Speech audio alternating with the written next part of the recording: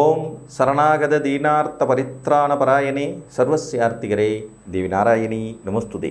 வணக்கம் நேயர்களே, இது மகாலட்சுமி ஜோதிடம் வழங்கும் காலச்சக்கரம். உங்கள் அன்பு ஜோதிடர் ஸ்ரீராம்ஜி பேசுகிறேன். அனைவரும் நலமுடன் இருக்கிறீர்களா? நன்றாகத்தான் இருப்பீர்கள், நன்றாக இருக்க வேண்டும். இன்றைய காணொளியில் நாம் காண இருப்பது ராகு தரும் வெற்றி நிச்சயம். இதுதான் தலைப்பு. பாவக்கோள்களில் முதல் இடத்தில் இருக்கக்கூடியவர் ராகு.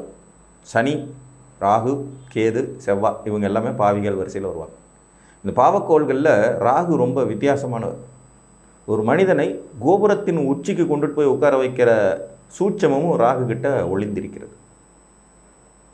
ஒரு ஜாதகத்தில் ராகு சில நிலைகளில் பார்த்தீங்கன்னா மிக பெரும் கோடீஸ்வர யோகங்களை எல்லாம் வாரி வழங்கிட்டு போயிடுவார். அப்படிப்பட்ட நிலைகளில் ஒரு 2 நிலைகள் என்ன அப்படிங்கிறத நம்ம இன்றைக்கி பார்க்க போகிறோம். இந்த அமைப்பில் ராகு உங்களுக்கு இருந்தார்னா கண்டிப்பாக வெற்றி நிச்சயம். ஃபர்ஸ்ட் பாயிண்ட், உபஜயஸ்தானத்தில் பாவக்கோள்கள் வலிமையானவை. இந்த உபஜயஸ்தானத்தில் அவங்க இருந்தாங்கனாலே சிறப்பு தான். உபஜயஸ்தானங்கிறது 3, 6, 10, 11. இதில் இன்னும் சற்று கூடுதலான விசேஷம் என்னென்னா, இந்த 3ஆம் வீட்டிலையும் 11ஆம் வீட்டிலையும் ராகு உங்கள் ஜாதகத்தில் இருந்தார்னாலே இந்த அற்புதமான வெற்றியை தனது தசா காலங்களில் கொடுத்துருவார். புத்தி காலங்கள்லையும் கிட்டத்தட்ட நல்ல பலனை தரக்கூடிய வாய்ப்புகள் இருக்கும். உதாரணமாக நீங்கள் மேச லக்னம் அப்படின்னா 3ஆம் இடமான மிதுனத்திலேயோ 11ஆம் இடமான கும்பத்திலேயோ ராகு இருந்தால் வெற்றி. ரிஷப லக்னம் அப்படின்னா 3ஆம் இடமான கடகத்திலேயோ 11ஆம் இடமான மீனத்திலேயோ ராகு இருந்தால் வெற்றி. மிதுன லக்கணம்னா சிம்மம் மற்றும் மேசத்தில் ராகு இருக்கணும். கடக லக்கணமாக இருந்தீங்கன்னா கன்னி மற்றும் ரிஷபத்தில் ராகு இருக்கணும். சிம்ம லக்கணமாக இருந்தீங்கன்னா துலாம் அல்லது மிதுனத்தில் ராகு இருக்கணும். கன்னி லக்கணமாக இருந்தீங்கன்னா கடகம் அல்லது விருச்சிகத்தில் ராகு இருக்கணும். 3, 11. துலா லக்கணமாக இருந்தீங்கன்னா சிம்மம் அல்லது தனுசில் ராகு இருக்கணும். விருச்சிக லக்கணமாக இருக்கும் பட்சத்தில் மகரம் அல்லது கன்னியில் ராகு இருக்கணும். தனுசு லக்கணத்திற்கு கும்பம் அல்லது துலாத்தில் ராகு இருக்கணும். மகர லக்கணமாக நீங்கள் பிறந்திருக்கீங்கன்னா உங்களுக்கு 3ஆம் இடமான மீனத்திலேயோ 11ஆம் இடமான விருச்சிகத்திலோ ராகு இருந்தார்னா வெற்றி. கும்ப லக்கணமாக நீங்கள் பிறக்கும்போது மேசம் அல்லது தனுசில் ராகு இருக்கணும். மீன லக்கணமாக இருந்தீங்கன்னா உங்களுக்கு ரிஷபத்திலேயோ மகரத்திலேயோ ராகு இருந்தால் வெற்றி வாய்ப்புகள் அதிகம். இதில் இன்னொரு சூட்சமம், லக்னத்துக்கு 3, 11 இது ஒரு நிலை. இன்னும் ஒரு படி மேலே லக்னாதிபதிக்கு 3, 11 உட்கார்ந்தார்னாலும் அதே அளவுக்கு ஈக்குவலான வெற்றி வாய்ப்புகளை கொடுப்பார். இப்போ மேச லக்ன ஜாதகர்களுக்கு செவ்வாய் லக்னாதிபதி. அப்போ உங்கள் ஜாதகத்தில் செவ்வாய் எங்கிருந்தாலும் சரி, அந்த செவ்வாய் நின்ற வீட்டுக்கு 3ஆம் வீட்டிலேயோ 11ஆம் வீட்டிலேயோ ராகு இருந்தாலும் வெற்றியை கொடுப்பார். மேச லக்ன ஜாதகம், மகரத்தில் செவ்வாய் இருக்கார், உச்சம். இங்கே இவருக்கு ராகு 12ஆம் இடத்துல, லக்னப்படி 12ஆம் இடத்துலையும் லக்னாதிபதி படி 3ஆம் இடத்துலையான மீனத்தில் இருந்தாலோ அல்லது லக்னாதிபதி நின்ற ஸ்தானமான 11ஆம் இடத்துலையோ உட்கார்ந்தா வெற்றி உறுதி. இது ஒரு உதாரண ஜாதகம் தான். மேச லக்னம், செவ்வாய் உச்சம், இவருக்கு 8ல் ராகு. ராகு திசை வந்ததுன்னா அவ்வளோதான் போச்சு அப்படின்னு நிறைய பேர் பயமுறுத்தி வச்சிட்டாங்க ஜாதகத்தில். ராகு 8ல் இருக்கார், கொஞ்சம் கஷ்டம்தாங்க அப்படின்னு, விபத்து கண்டம் நோய் என்னென்னமோ வந்துடும். நான் தான் சொன்னேன், லக்னாதிபதி வீடு கொடுத்த செவ்வாய் உச்சமாக இருக்கார், ப்ளஸ் லக்னாதிபதிக்கு 11ஆம் இடத்துல ராகு இருக்கார். நிச்சயமாக ராகு திசை தான் உங்களுக்கு வாழ்க்கையின் திருப்பு முனையாகவே இருக்கும். அதே மாதிரியான பலன் தான் அவருக்கு லைஃப்பில் நடந்தது. ராகு திசையில் தான் சுயபுத்தி மட்டும் கொஞ்சம் சுமாராக போச்சு. அதற்கு பிறகு வந்த குரு புத்தியில் பாக்கியாதிபதியோட புத்தியுமாக இருந்ததுனால ஜாதகர் மிக பெரும் வெற்றி வாய்ப்புகளை குவிச்சார்.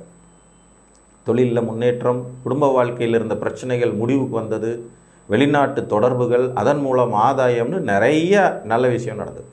அப்போ ஜாதகத்தை கணிக்கும்போது இந்த 2 சூட்சுமங்களையும் கணிக்க வேண்டியது அவசியம். லக்னத்திற்கு 3, 11 ராகு இருப்பதும் சிறப்பிலும் சிறப்பு. லக்னாதிபதிக்கு 3, 11 இருந்தார்னாலும் அதே அளவிலான சிறப்பை கொடுக்குறார். இதில் லக்னத்தில் அமர்ற போது 100%, லக்னாதிபதிக்கு அமரும்போது 90% அப்படின்னு எடுத்துக்கலாம். இப்போ நீங்கள் ரிஷப லக்னமாக இருந்தீங்கன்னா சுக்கிரன் நின்ற வீட்டுக்கு 3, 11 ராகு இருந்தாலும் வெற்றி நிச்சயம். மிதுன லக்னமாக இருக்கும்போது புதன் நின்ற வீட்டுக்கு 3, 11 ராகு இருக்கும்போது வெற்றி நிச்சயம். கடக லக்னமாக இருக்கும்போது சந்திரன் நின்ற வீட்டுக்கு, இப்போ நீங்கள் கடக லக்னம், சந்திரன் போய் விருச்சிகத்தில் இருக்கார். அப்போ சந்திரன் நின்ற வீடு அது விருச்சிகம். அப்போ அந்த வீட்டுக்கு 3, 11 எது? மகரமும் கன்னியும். இங்கே ராகு இருந்தாலும் வெற்றி உறுதி. இதில் ஒரு சூட்சமம் பாருங்கள். கடக லக்னம், சந்திரன் விருச்சிகத்தில் இருக்கார். இவருக்கு 11ல் ராகு இருக்கார், அதாவது கன்னியில். இப்போ லக்னப்படி 3ஆம் இடம், லக்னாதிபதி நின்ற வீட்டின் அடிப்படையில் 11ஆம் இடம். இதுதான் டபுள் டமாக்கா அப்படின்னு சொல்லுவாங்க. 2 நிலைகளிலும் வெற்றியை தருது. நீங்கள் சிம்மலக்கணமாக இருக்கும் பட்சத்தில் சூரியனுக்கு 3, 11ல் ராகு இருந்தாலும் வெற்றி நிச்சயம். கன்னிலக்கணமாக இருக்கும்போது புதனுக்கு 3, 11ல் ராகு இருந்தாலும் வெற்றி நிச்சயம். துலா லக்னமாக இருக்கும்போது சுக்கிரனுக்கு 3, 11ல் ராகு அமர்ந்தாலும் வெற்றி கிடைக்கும். விருச்சிக லக்கணமாக இருக்கும்போது செவ்வாய்க்கு 3, 11ல் ராகு இருந்தாலும் வெற்றி கிடைக்கும். தனுர் லக்கணமாக இருக்கும்போது குருவுக்கு 3, 11ல், நீங்கள் தனுசு லக்கணம், மேசத்தில் ராகு குரு இருக்கார், மேசத்தில் குரு இருக்கார், லக்னாதிபதி லக்னத்தை பார்த்தபடி 5ஆம் இடத்துல உட்காந்துருக்காரு அதிநட்பு வீட்டில். இப்போ கும்பத்தில் ராகு இருந்தாலும் அல்லது மிதுனத்தில் ராகு இருந்தாலும் வெற்றி கண்டிப்பாக அவருடைய தசா காலங்கள் புத்தி காலங்களில் கிடைக்கும். இதில் எல்லாத்துக்கும் சூட்சமும் ஒன்றே ஒன்று தான். தசா காலம் புத்தி காலம் நடப்பிற்கு வர வேண்டியது அவசியம். நீங்கள் செயல்படணும்னா உங்கள் டேர்ன் வரணும். இப்போ நீங்கள் 4th டவுன் பேட்ஸ்மேன்னு வச்சுக்குவோம். கிரிக்கெட்டில் இந்தியன் கிரிக்கெட் டீமில் இருக்கீங்க, 4th டவுன் பேட்ஸ்மேன்னா அப்போ 3 விக்கெட் விழுந்தால் தான் நீங்கள் உள்ளே வர முடியும். இந்த 3 விக்கெட் விழுகாமல் அவங்களே அடிச்சிட்டாங்கன்னா உங்களுக்கு வேலை இல்லாமல் போயிடும். முதல்ல ஃபஸ்ட்டு ஓப்பனர்ஸ் 2 பேரும் ஃபஸ்ட் டவுன் இறங்குறவர் செகண்ட் டவுன் இறங்குறவங்களே அடிச்சுக்கிட்டே இருந்தாங்கன்னா உங்களுக்கு நீங்கள் 4th டவுன் இறங்குறதுக்கு வாய்ப்பு இல்லாமலே போயிடும். புரிஞ்சிருச்சா உங்களுக்கு? இதுதான் ஜோதிடம். ஜோதிடமும் அதே விதிகள் தான். தசை வரணும். மகர லக்கணமாக இருக்கும்போது சனி பகவானுக்கு 3, 11ல் ராகு இருக்கணும். தனுசு லக்கணமாக இருக்கும்போது குரு பகவானுக்கு 3, 11ல் இருக்கணும். கும்ப லக்கணம்னாலும் அதே தான். சனி பகவானுக்கு 3, 11ல் ராகு இருக்கலாம். மீன லக்கணமாக இருக்கும்போது குரு பகவானுக்கு 3, 11ல் ராகு இருத்தல் சிறப்பு. இப்போ ஒரு மீன லக்கண ஜாதகம், குரு இவங்களுக்கு பார்த்தீங்கன்னா 10ஆம் வீட்டில் தனுசில் ஆட்சி. இப்போ லக்னாதிபதி 10ஆம் இட கேந்திரத்தில் இறங்கி வலுவாக இருக்கார். இவருக்கு 8ல் லக்னப்படி 8ஆம் இடமான துலாத்தில் ராகு. ராகுக்கு எப்பயுமே திசை வரும்போது தனக்கு முன்னும் பின்னும் 3ஆம் வீட்டை கட்டுப்படுத்தும் சக்தி உண்டுன்னு அடிக்கடி நான் சொல்லுவேன் நிறைய காணொலிகளில். இப்போ இந்த அமைப்புக்கும் 8ல் இருந்த ராகு இவருக்கு வெளிநாட்டு வாழ்க்கையும் முன்னேற்றத்தையும் பொருளாதார வெற்றியும் தான் தனது தசாபுத்தி காலங்களில் கொடுத்துச்சு. ஏன்னா லக்னாதிபதியான குருவுக்கு 11ல் இருந்ததுனுடைய விளைவு. இப்படி லக்னத்திற்கோ லக்னாதிபதிக்கோ 3, 11ல் ராகு அமர்ந்திருக்கும் நிலையில் இவரோடு ஏதேனும் ஒரு இயற்கை சுபர் தொடர்பு கொள்வதோ அல்லது இவருக்கு வீடு கொடுத்த கிரகம் ஆட்சி உச்ச வலிமையோடு இருப்பதும் மிகச்சிறந்த வெற்றிக்கான உத்தரவாதத்தை கொடுக்கும். வெற்றி நிச்சயம்னே சொல்லலாம். புரியுதுங்களா? ஸோ அந்த அமைப்பையும் நம்ம செக் பண்ணி பார்க்குறது சிறப்பாக இருக்கும். இப்போ ஒரு கும்பலக்கண ஜாதகத்திற்கு 3ஆம் இடமான மேசத்தில் ராகு, லக்னப்படி 3ஆம் வீடு. இந்த கும்பலக்கண ஜாதகருக்கு சனி 5ல் இருக்கார் மிதுனத்தில். அப்போ லக்னாதிபதி படி 11ல்.